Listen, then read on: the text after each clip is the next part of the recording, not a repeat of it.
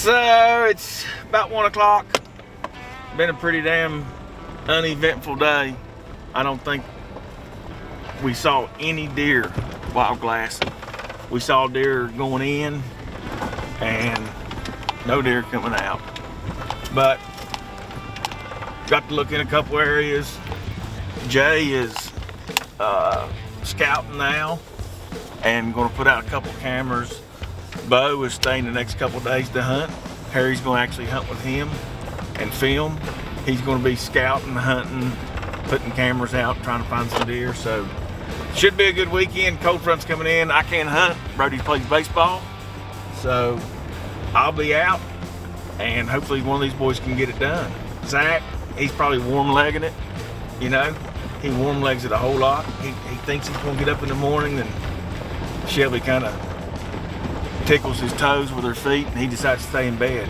So he warm-legs a lot, but he has been out scouting trying to find some deer too. So pretty excited about next week, excited about this weekend for these guys. We're gonna go grab some hot dogs and end the day.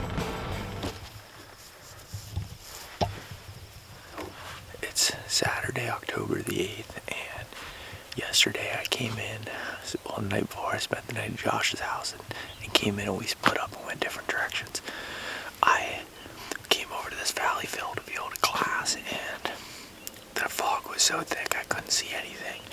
Went to another one, same thing. So early afternoon I decided to walk out. There's this point, this big timber ridge that goes into this valley field, and see if I could get in there and find some white oaks and see what I could find as far as fresh sign, spot to set up for the evening. I went in with my saddle and everything, and I didn't find 100% what I was looking for. Not to mention, these West Virginia mountains are even steeper than they are back home. It's pretty rough in there, but I got in, and I was finding red oak and chestnut oak, but I couldn't find mostly chestnut oak, which the deer aren't a huge fan of, as my forestry friend Kenny Kane calls them, the Sheets hot dog of the deer woods, when they can have the filet mignon of the white oak. It's a lot better than the Sheets hot dog's last resort. So anyways, ended up seeing a bear and a mother and 3 cubs that came in below me, kind of on the trail I walked in on, and I found one little scrape and a nice rub. The rub was like probably chin high as far as going up, so it was a mature buck that definitely made that. But came back here in the morning. The fog there is some fog down below us that'll probably roll up through, but I think we might get a good 15-20 minutes of glassing in before that fog rolls up. Hoping we can see some deer here to be able to make a play. If not, go to a completely different spot and just scout with our saddle and sticks on our back and see what we can find for hot sign.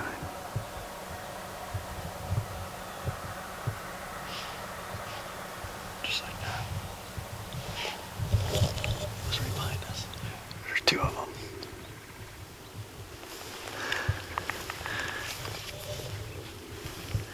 Got winded by a couple doe, like 40 yards behind us here, so it's kind of hard when you're glassing these spots to really have your wind covered on all angles. But yeah, they came from behind us. Looks like you're probably gonna dump down into this side hill here to bed. The side we're on super thick, but yeah, it's difficult when you're trying to glass like this. You kind of got to pick your poison where you're gonna set up at, where you're less likely to see the deer. But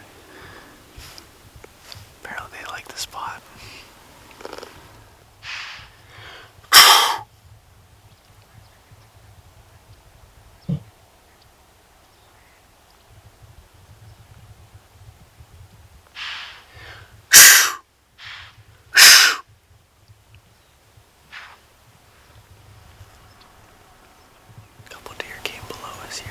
Snorted at us, caught our wind, and I could have swore it sounded like a deeper snort to it, so I started snorting back.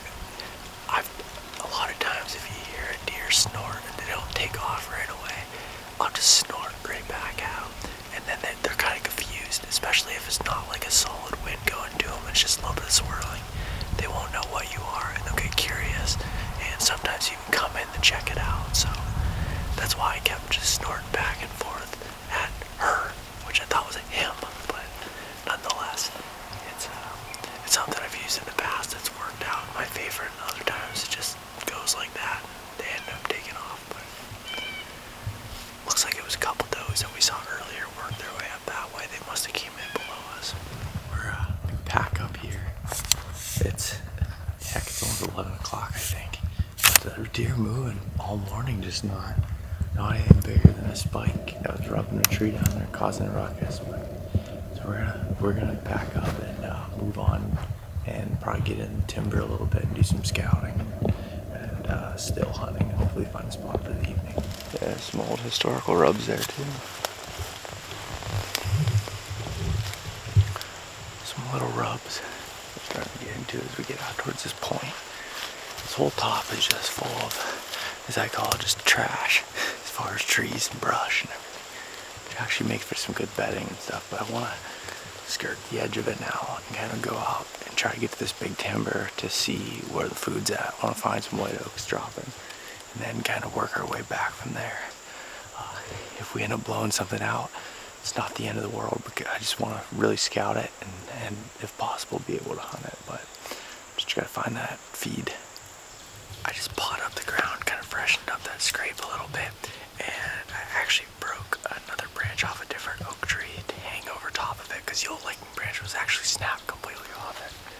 So it gives another visual, and it gave me something to apply the forehead gland scent, which I'm still using Troy Pottinger stuff that's works great. So I just put that I put it in a little small spray bottle. Would highly recommend not using a hair salon bottle like I did, because it sprays this thing like 20 feet in a stream. It's better to have more of a mist. But that's what I have for now. So just sprayed that, freshened it up, and we're gonna keep scouting and moving along. So we end up coming our way back up top, going up through all the rocks and up on the point here. And this top is just full with this trash and autumn olives and briars and greenbrier and everything you can think of that poke shoes in here. So, and right on the outside, the whole way around it, are buck rubs. So it's leading me to think that they're really bedding using this cover more so than they are the terrain and stuff down like I'd see in some other places. So I think kind of looking at it like they use a clear cut, like a logging cut. So this is the first big rub that we saw. It's not hit really hard, but it's a good size diameter tree. Some tine marks up there a little bit, so I think there's definitely a good buck in here. So, but there is acorns down where my camera is at, which makes me think that I should be able to get some photos of them.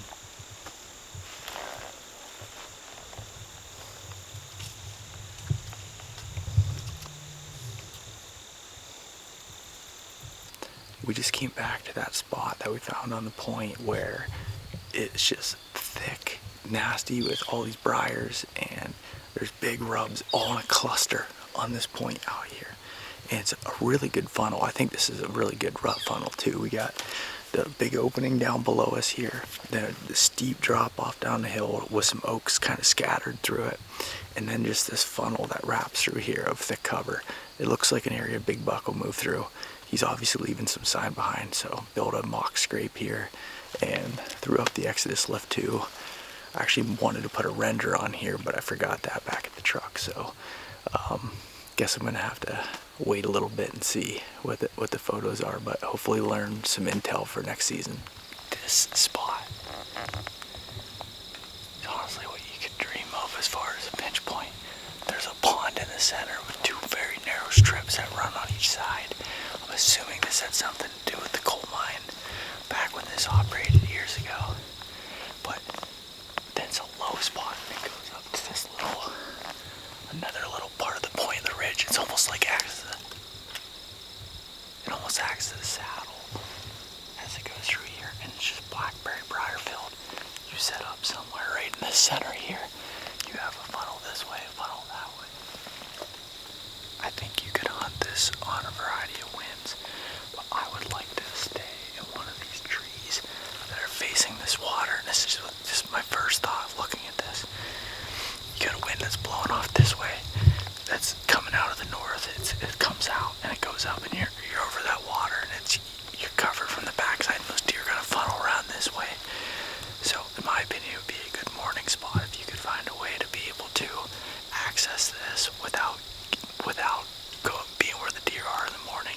access it.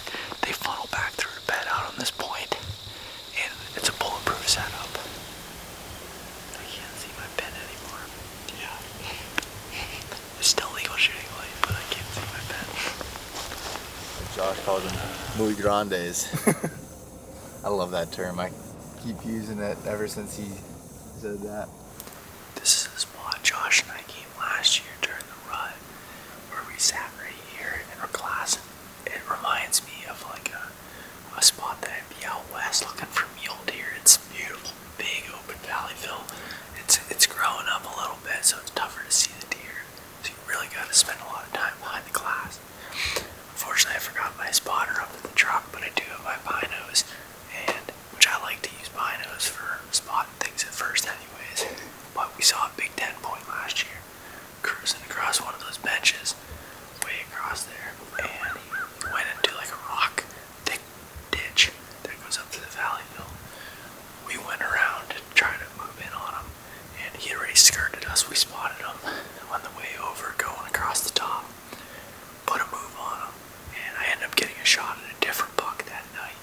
But this spot is really awesome. It's tough to glass with how thick some of it's growing up, but it's a really good spot for deer to feel safe and to be able to get out, feed, and cruise in. This area is so grown up that it's taken a little bit to pick apart, and really having to keep going over areas over and over and over again until you catch a glimpse of them in the open. There's definitely deer over there. Just gotta keep glassing and find them. This morning is super cold. I mean, everything had frost on it. Just a beautiful, beautiful morning. We're just gonna keep glassing here and seeing what kind of pops up. I'm about done glassing now. We're gonna head back up and move around to this opposite side and do a little bit of scouting in timber, look for some spots, set up trail cameras. Checked out the spot where I had the opportunity at that buck last year, and the scrape's already getting bought up, so we're gonna keep moving, get up on top of the hill, and scout our way out this ridge.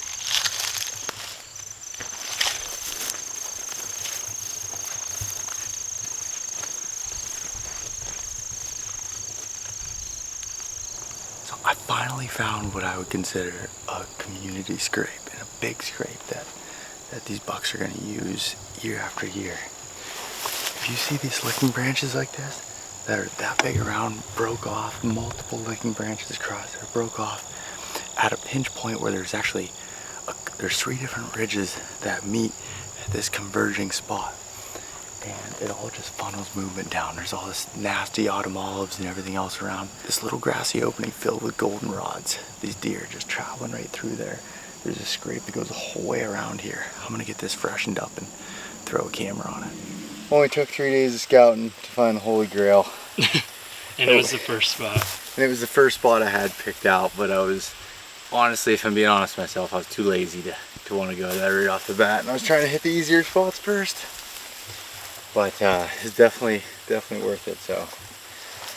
Guess we'll see what the cameras show and come back in November. Unless I end up filling my PA tag early, then I'm gonna sleep down here for a while.